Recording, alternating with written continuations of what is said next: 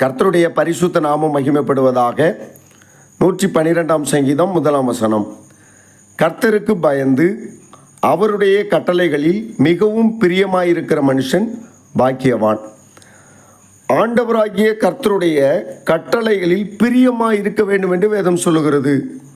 ஒவ்வொரு மனிதனுக்கும் ஒவ்வொரு காரியத்தின் மேல் பிரியமாக இருக்கிறது. சிலர் தன்னுடைய நண்பர்களோடு பேசுவதிலே பிரியமாக இருப்பார்கள். சிலர் தன்னுடைய குடும்பத்தோடு செலவிடுவதிலே நேரத்தை செலவழிப்பார்கள். ஒரு சிலர் தனிமையாக இருப்பதை விரும்புவார்கள். இன்னும் ஒரு சிலர் சண்டை போட்டு கொண்டிருப்பார்கள், அதையும் விரும்பி செய்வார்கள். ஒவ்வொருவரும் ஒவ்வொரு காரியத்தில் பிரியப்பட்டிருப்பார்கள். ஒரு சிலர் போஜன பிரியராக இருப்பார்கள், பணப்பிரியராக இருப்பார்கள், சினிமா பிரியராக இருப்பார்கள், வீண் வார்த்தைகளை பேசி கொண்டிருக்கிறவர்களாக இருப்பார்கள், மதுபான பிரியர்களாக இருப்பார்கள். இப்படியெல்லாம் ஒவ்வொருத்தரும் ஒவ்வொரு பிரியமான காரியங்களை செய்வார்கள்.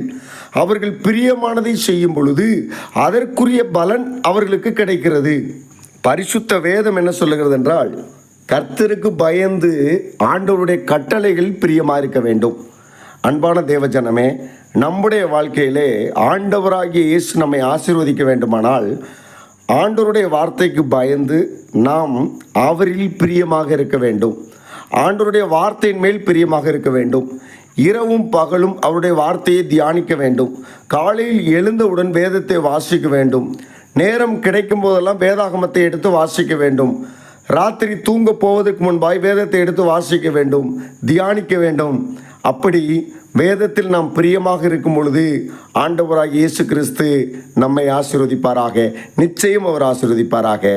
ஆமேன்.